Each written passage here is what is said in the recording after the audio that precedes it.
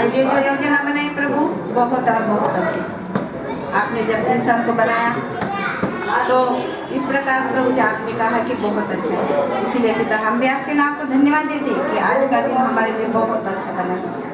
मेरे प्रभु आपका सुंदर सा कलाम, पवित्र कलाम, सामर्थ्यवान कलाम सुनाने के लिए प्रभु मुझ पाटिल पे आपने जो कृपा दृष्टि की है प्रभु आपके नाम की स्तुति करते हैं। इस मुख के द्वारा, इस मन के द्वारा, बुद्धि के द्वारा जाने अनजाने में प्रभु जी गलत शब्द निकला होगा प्रभु मुझे क्षमा करिए। और आप क्षमा करने वाले पिता ऐसे विश्वास रखते हुए इस दुआ को मेरे उद्धार करता महान पिता परमेश्वर इसके मधुर और मीठे नाम से मांगती हूँ, सुना ग्रहण कर मेरे पिता। मैं इस समय धन्यवाद करती हूँ पास्टर कमेटी के लिए भी कि उन्होंने मुझे इस काबिल समझा कि मैं परमेश्वर का वचन आप औरों तक बांट सकते हो। इसलिए मैं प्रभु परमेश्वर को भी धन्यवाद देती हूँ और पास्टर कमेटी के और सभी लोगों को भी मैं धन्यवाद देती हूँ। आइए इस समय मैं एक गीत के द्वारा शुरुआत करना चाहूँगी। वो गीत सभी को आता है, आपको आता है तो मेरे साथ आप भी गा सकते हैं। जो क्रूस पे कुर्बान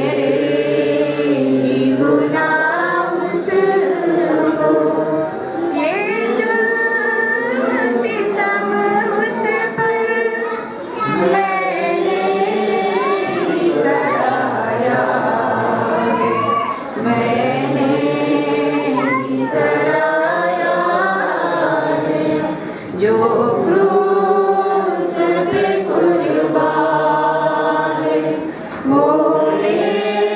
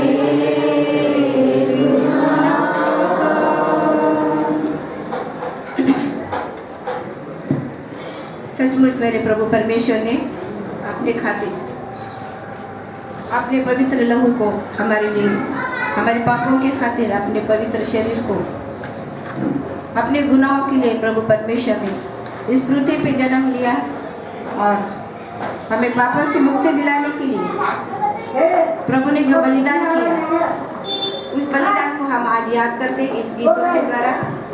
धन्यवाद देती हूँ मैं इस सुंदर से गीत के लिए, प्रभु ने बोलने के लिए मुझे कंठ दिया। मेरा आज का विषय है यीशु के आगमन का परिणाम। कई तो फास्टिंग डे चल रहे, उपवास के दिन चल रहे हैं, लेकिन इस उपवास के दिनों में हमारे जीवन में, हमारे रहन सहन में, हमारे हर एक योजना में प्रभु परमेश्वर आज आगमन किया है। इससे पहले भी अपन हर साल मनाते हैं Easter, good Friday, Christmas, palm Sunday rally, सब कुछ हम करते हैं। तो आज हमें अपने मनों को परखना है कि हम किस हद तक हमारे परमेश्वर के इस बलिदान को हम याद कर रहे हैं, किस हद तक हम परमेश्वर की आज्ञाओं को पूरा कर रहे हैं, किस हद तक हम परमेश्वर की इच्छाओं को, मनोकामना को हम पूरा कर रहे हैं। तो आज के इस वचन के द्वारा मैं, मेरे छोटी सी बुद्धि के द्वारा मैं जो कुछ कहूँगी, हमारे सामने पास्टर साहब हैं और बहुत से ग्रेट वक्ते हैं, तो अगर कुछ गलती हुआ है तो मैं क्षमा चाहती हूँ। तो सबसे पहले क्षमा करने वाला मेरा प्रभु यीशु मसीह है। और मैं आज के इस ज़्यादा समय नहीं लूँगी, मैं 10 या 15 मिनट, क्यों तो अपनी कैपेसिटी उतनी है, 15-20 या आधा घंटा बहुत होगा, 20 मिनट बहुत होगा, इसलिए मैं जल्द से जल्द बोलने की कोशिश करती हूँ। तो मैंने आज का शास्त्र भाग चुना है मत्ती रचित सुसमाचार, इसका 10वां अध्याय 34 से 39 तक। अभी हमने पढ़ा है कि उसमें जो भी वचन लिखे हैं, आप सोचते हो कि आंटी ने सब दूर माँ बेटी को, बेटा को, बेटी को, सास बहू को ये दूर करने का वचन क्यों चुना है, क्यों चुना है, इसका विश्लेषण मैं थोड़ा सा करना चाहूँगी। क्योंकि अभी मेरे प्रभु यीशु मसीह का आगमन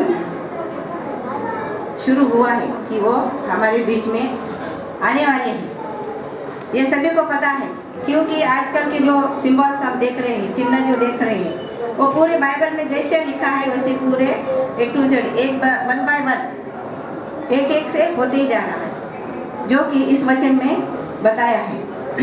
सोना 34 पढ़ो।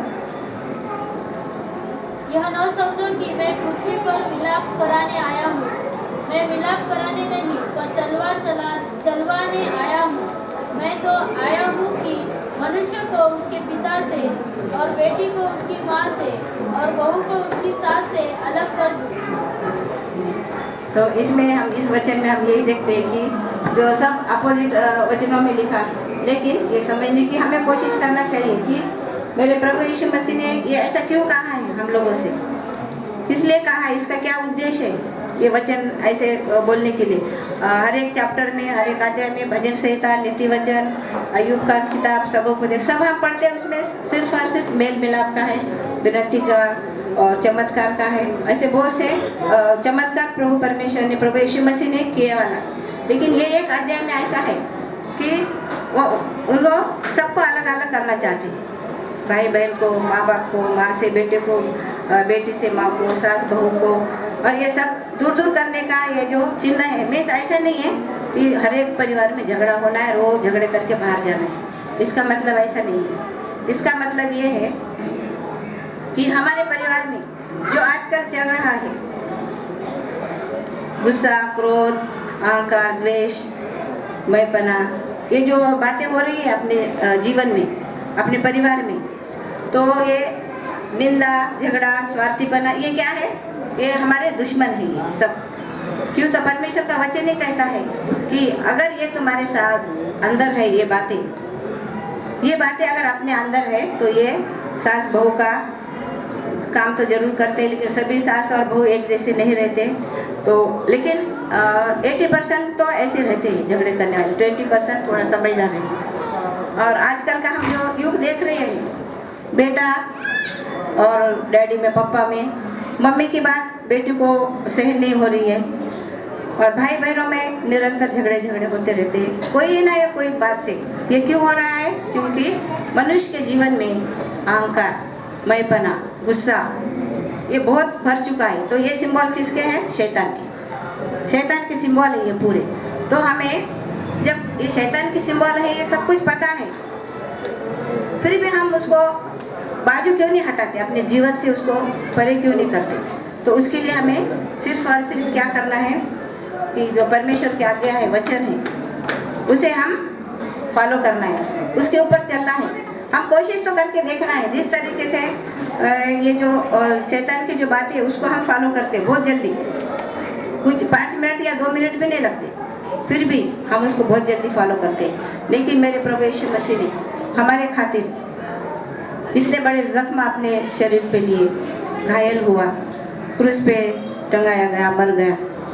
तो ये बातें हम क्यों नहीं याद करते कि उनकी आज्ञाओं का पालन हम क्यों नहीं करते? पूरा नहीं हो सकता लेकिन थोड़ा बहुत तो कर सकते हैं, जिस वजह से ये जो शैतान की बातें हैं उसको हम हरा सकें। तो जब हम कहीं बाहर जाते हैं सुसमाचार के लिए, भजन के लिए, चर्च के लिए, तो आप देख सकते हैं कि उसी समय, उसी वक्त शैतान ऐसा 1 मिनट के लिए ऐसा कार्य करता है कि वो क्रोध लाता है अपने में। अगर वो अपन जाते जाते बोलते हैं कि वो चीज़ अंदर रखो, मैं नहीं रखूँगी, तुम नहीं रख सकते क्या? बस हो गया। इस बात पर से चर्च को जाते समय ऐसी बातें हो गई तो दोनों में या भाई बहनों में जो भी कुछ भी है उसमें अनबन शुरू हो जाती है। फिर जो चर्च जाते समय अपन कौन से मन से, कौन से हृदय से चर्च को जा रहे थे वो सब हम भूल जाते हैं और शैतान की बातों को हम फर्स्ट प्रेफरेंस देते हैं। तो मेरे प्यारे बच्चों और बहनों, भाइयों, तो हम जब तक हमारे मन में से प्रभु परमेश्वर का वचन निरंतर बार बार हमेशा जब तक हम उसे याद नहीं करेंगे, उसके अनुसार नहीं चलेंगे, तो ये अनबन तो होती रहेगी। तो प्रभु परमेश्वर क्या करता है हमारा प्रभु यीशु मसीह कि जो भी तकलीफ, परेशानियाँ, मुसीबत वो आ रही है अपने ऊपर, ये सिर्फ और सिर्फ इब्लीस की वजह से अपने जीवन में तकलीफ आ रही है। फिर भी मेरा प्रभु यीशु मसीह इतना सामर्थ्यवान है, इतना दयालु है कि वो हमें वो सहन करने की भी शक्ति देता है, दुख और दर्द। तो यहाँ पे विषय यही है कि यीशु के आगमन का परिणाम। तो जिस तरीके से अपने घर में कोई मेहमान आते हैं तो हम कितनी तैयारी करते हैं, घर को संवारते हैं, अपन संवर जाते हैं, क्या क्या उनके लिए क्या बनाना है, उनकी तैयारी कैसे है, नया बेडशीट डालो, चेयर्स लगाओ, बहुत सारी तैयारी करते हैं कि हमारे घर कोई किसी का आगमन हो रहा है या कोई पास्टर साहब आ रहे हैं या कोई मेहमान आ रहे हैं। तो ये उपवास के दिन जो चालू है 40 दिन के, सिर्फ हमें 40 दिन ही करके मानना नहीं है। हमें हमेशा याद रखना है कि प्रभु यीशु मसीह हमारे खातिर अपने शरीर को, अपने रक्त को हमारे लिए बहाया है। अगर हम उसकी इस बात को हम देखते हैं, उनके इस जो भी उन्होंने हमारे लिए समर्पण किया है उसके हम देखते हैं, तो हमारे दिल में थोड़ा बहुत आता है कि वो परमेश्वर का बेटा है, उनको क्या तकलीफ हो सकती है, उन्हें परमेश्वर ने उन्हें सामर्थ्य दिया है। लेकिन हमारा प्रभु यीशु मनुष्य के रूप में पृथ्वी पर आया है, तो उन्हें भी दुख तकलीफ जो भी जगह की बातें होती है। जब हम वचनों के साथ ज़्यादा हम जब मनन करते हैं, जुड़े रहते हैं, तो उस समय हमें एक एक वचन पे याद करना है कि सचमुच हम कितने नादान हैं। सब कुछ प्रभु परमेश्वर ने हमारे हाथ में दिया है, इतना बड़ा मन्ना हमारे हाथ में, स्वर्गीय अन्न, तो उसे हम खाते तो है लेकिन वो पचा नहीं लेते अपने शरीर को। तो इस वजह से ऐसा होता है कि हम जैसा ऊपर सुनना है, एक कान से सुनना है, दूसरे कान से छोड़ देना है, लेकिन उसके वजह से सिर्फ और सिर्फ अपने जीवन में कुछ ना कुछ तकलीफ हमेशा बनी रहती है। तो मेरे आज जो मुझे परमेश्वर ने जो वचन सुझाया था आज के इस आगमन का, तो मेरा प्रभु यीशु मसीह का आगमन हो रहा है या हो गया है। आज हम देख रहे हैं कि दुनिया में जैसा प्रभु का वचन कहता है कि मेरा सेकेंड कमिंग जो होगा तो अग्नि के द्वारा इसमें सृष्टि को भस्म करूँगा। तो आज हम देख रहे हैं कौन कौन से देश में आग से पूरी बर्बादी हो रही है। तो हमें अपने मनों को तैयार करना है कि कई भले ही वैसी आग हमारे जीवन में नहीं होंगी, लेकिन ये दुनियादारी की बातों की जो आग है, आग में सिर्फ जल जाना वही नहीं है, बहुत सारे मुसीबत संकट जो आते हैं अपने ऊपर, वही भी आग है हमारे लिए। तो हमें संभल कर रहना है कि प्रभु के वचन क्या कहते हैं हमसे, और उस वचनों को हमें याद रखना है कि मेरा प्रभु यीशु मसीह हमारे लिए क्या क्या कर सकते हैं और क्या किया है। तो उनके अगर हम एहसानों को याद करेंगे तो आज हम यहाँ पर जिंदा और तंदुरुस्त नहीं बैठते। क्यों? तो 2 साल लॉकडाउन की वजह से हम एक दूसरे का मुंह तक देख नहीं रहे थे। बाजू में भी किसी का डेथ होगा या फिर कुछ हुआ है तो अपने खून से भी हम मिल नहीं सक रहे थे। तो इतना भयानक सिचुएशन वो टाइम पे आया था। तो ये बहन भाई से, रिश्ते नातों से, माँ बाप से, बच्चों से, ये जो वचनों में कहा है प्रभु यीशु मसीह ने, तो ये है अपने लिए ये कोरोना का जो सिचुएशन बताया है कि तुम एक दूसरे का मुंह नहीं देखना है। ऐसा श्राप अपने जीवन में 2 साल पहले आया था। लेकिन मेरे अजीजों, हमें प्रभु परमेश्वर ने 1% से भी हमें कुछ तकलीफ नहीं हुई। क्यों? क्योंकि हम निरंतर प्रभु परमेश्वर के वचनों के द्वारा और उनके जैसे बहती नदी के किनारे जो झाड़ रहता है, उस झाड़ को जैसा हरा भरा रहता है हमेशा, उसी तरीके से मेरा प्रभु यीशु मसीह हमारे साथ और हमारे जीवन में इतना उन्होंने हमें संभाला कि कोई बात से हमें 100 रुपये भी खर्चा नहीं हो गया अपने, ना कोई बुखार रही, ना कुछ तकलीफ हुई, हानि हुई। तो ये कब होता है? जब हम परमेश्वर के साथ जुड़े रहते हैं, उनकी आज्ञाओं का जो पालन करते हैं। तो अभी निकट तो परमेश्वर का आगमन तो बहुत निकट है, आ ही रहा है। तो प्रभु यीशु का आगमन निकट है, हमें सावधान रहना बहुत और बहुत जरूरी है। दूसरा आगमन मेल मिलाप का नहीं, पर तलवार, 2-धारी तलवार। ये 2-धारी तलवार कौन है? ये 2-धारी तलवार मेरा प्रभु यीशु मसीह। इब्री इसका 4 अध्याय 12 वचन में यही कहते हैं कि मेरा प्रभु यीशु मसीह 2 धार तलवार से भी तेज है।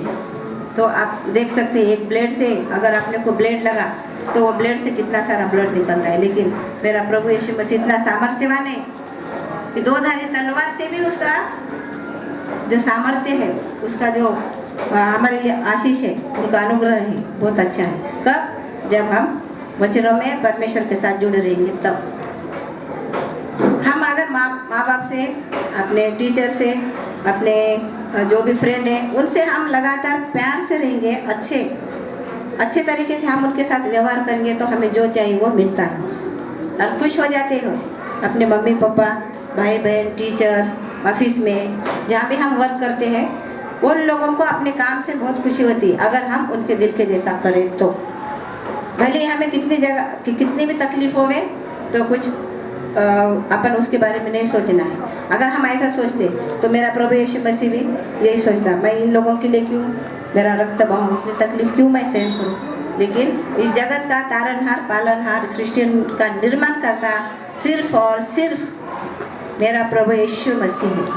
तो जो उसे ग्रहण करेगा उसके जीवन में निरंतर हरियाली के समान हरा भरा वो रहेगा और उसको किसी बात की तकलीफ नहीं होगी।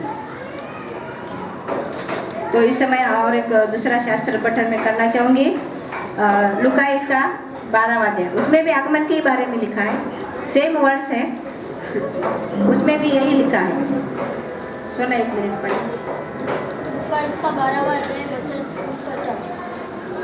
मैं पृथ्वी पर आग लगाने आया हूँ और क्या चाहता हूँ, केवल यह कि अभी सुलझ जाती। जी हाँ, बस। अगर हमारे जीवन में वचनों की आग लगाई तब हमें पता चलता है कि हम प्रभु के सानिध्य में कितने हैं, इसका आईना हमें दिखाई देता है। वचनों की आग में निरंतर प्रभु के सानिध्य में बने रहना है, उनकी जो योजना है उस योजना को पूरा करना है, सुसमाचार सुनाना है। यही मैं यहाँ पर यही एक बात कहना चाहती हूँ कि जो लोग जिसकी ज़िंदगी, जिसका जीवन परमेश्वर के वचनों के लिए उन्होंने बहा है, उन्होंने परमेश्वर की आज्ञाओं का जो पालन करते हैं, मैं कहती हूँ उनके जीवन में सचमुच वचनों की आग लगी है। क्यों? तो वो कितने भी तूफान आने दो, परेशानी आने दो, वो नहीं रुकते। उनको जिस काम के लिए उन्हें जाना है वो ज़रूर और ज़रूर करते हैं। तो इस समय जो परमेश्वर के सेवक लोग हैं उनको हर हालत में, हर समय, हर वक्त हमेशा तैयार रहते हैं वो लोग। और परमेश्वर का जो आगमन का जो वचन है वो पूरा करने के लिए उनको निरंतर बने रहना पड़ता है। तो इस समय मैं और एक वचन पढ़ना चाहूँगी, आप लोग को निकालो, मैं ही पढ़ती हूँ। मीका इसका 7वां अध्याय, उसमें उसका 7वां वचन। परंतु मैं यहोवा की और ताकता रहूँगा, मैं अपने उद्धारकर्ता परमेश्वर की बाट जोता रहूँगा, मेरा परमेश्वर मेरी सुनेगा। तो ये वचन स्पष्ट कहता है कि जो परमेश्वर का वचन सुनते हैं तो परमेश्वर की दृष्टि उस पर बनी रहती है। कितने भी तकलीफ है, दुख है, तो हमें डरना नहीं है, हमें पीछे हटना नहीं है। हम निरंतर प्रभु परमेश्वर के और उनकी जो आज्ञा है सिर्फ हमें पढ़ना और सुनना नहीं है, उसके अनुसार हमें 50% तो कर सकते हैं हम। तो हमें ये सब तैयारी क्यों करना है? क्योंकि हमें स्वर्ग के राज्य में प्रवेश चाहिए, हमें होना है। आज हम देख रहे हैं आग में जो लोग जल रहे हैं, आप सोच सकते हैं कि उनको कितनी तकलीफ होती होगी। मरना तो है, सभी को ही मरना है, लेकिन ये जो आग से मौत आती है उसका बहुत भयानक दर्द होता है। कितने लोगों के बच्चे उनके सामने जलते हुए देखे होंगे, कितने सारे माँ बाप जलते हुए उस आग में जल गए हैं। तो ये जब हम देख रहे थे सब कुछ, तो 101% सभी को गारंटी आ गई कि मेरे प्रभु यीशु मसीह का आगमन आया है और वो जल्द ही जब हम तक पहुंचने वाला है। लेकिन हम कब? जब उनके साथ में रहेंगे तो हमें किसी बात की तकलीफ नहीं होगी। तो मैं इस वचन के द्वारा यही कहना चाहूँगी, दुनियादारी की बहुत सारी बातें हैं अपने जीवन में, बहुत हम दौड़ रहे हैं आज, ये करेंगे, वो करेंगे, ऐसा करना है, वैसा करना है, बिल्डिंग पे बिल्डिंग बांधेंगे, घर लेंगे, बैंक बैलेंस रहना है, 4 व्हीलर होना है, सब कुछ होना है, सब सोच रहे हैं। लेकिन पता नहीं मेरा परमेश्वर का आगमन कब है, मेरे प्रभु यीशु मसीह कब आने वाले हैं और कब हमें ले जाने वाले हैं।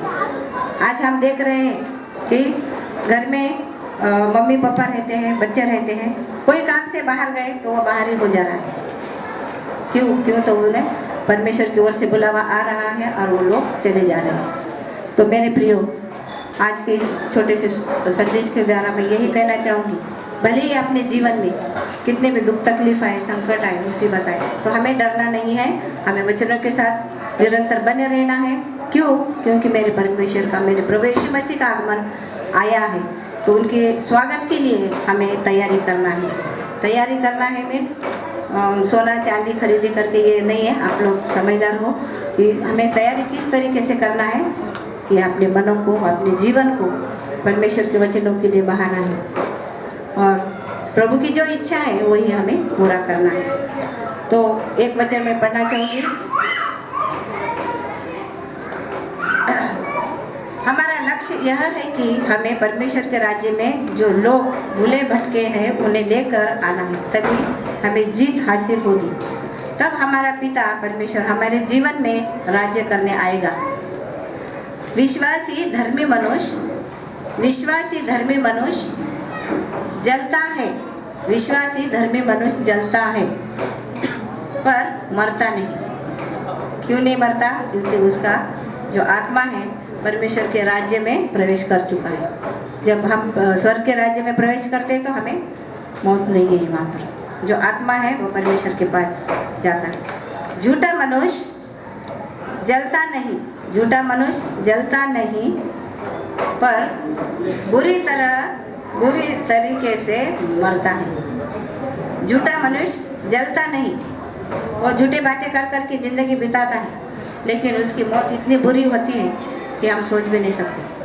तो ये क्यों हुआ? परमेश्वर के प्रभु यीशु मसीह के वचनों के विरुद्ध में गया, झूठी बातें कर करके अपना पूरा लाइफ बिताया, परमेश्वर की आज्ञाओं का पालन नहीं किया। हो सकता है यही श्राप मेरे प्रभु यीशु मसीह ने उनके जीवन के लिए, यही ब्लेसिंग तो नहीं बोल सकते, यही श्राप रखा हुआ। तो आज हमें हर एक को अपने अपने मनों को, जीवन को तैयार करना है। सिर्फ 40 दिन के उपवास में हमें प्रभु यीशु मसीह के जो नियम है, योजना है, उसको हमें करना नहीं है। निरंतर हमेशा हर समय हमें वचनों को फॉलो करना है, उनके अनुसार हमें चलना है। तो ये छोटे से संदेश के द्वारा मैं पिता परमेश्वर को धन्यवाद देती हूँ प्रभु मुझे क्षमा करें, गलती से कुछ मुझे मेरे मुंह से कुछ शब्द निकला होगा तो मैं परमेश्वर के सामने क्षमा चाहती हूँ। Hallelujah, hallelujah, hallelujah. प्रभु परमेश्वर आप महान हो, दयालु हो।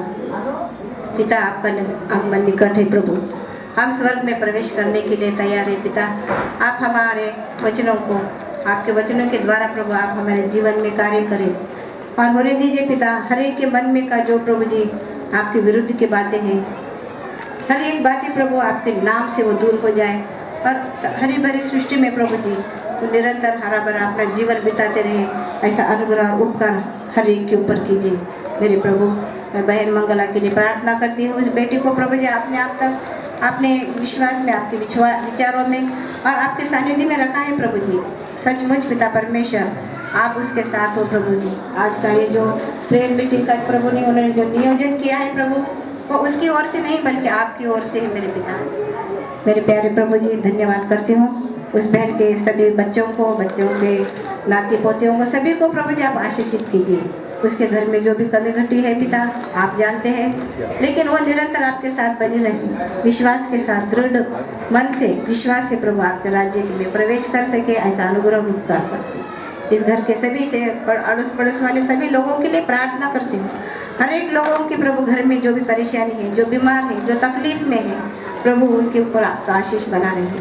वो लोग भी प्रभु आपको जाने पहचाने और आपके वचनों के साथ प्रभु जी वो बने रहे और ऐसा उपकार प्रभु आप उनके ऊपर कीजिए और सच्चे परमेश्वर की प्रभु पहचान उन्हें हो गई।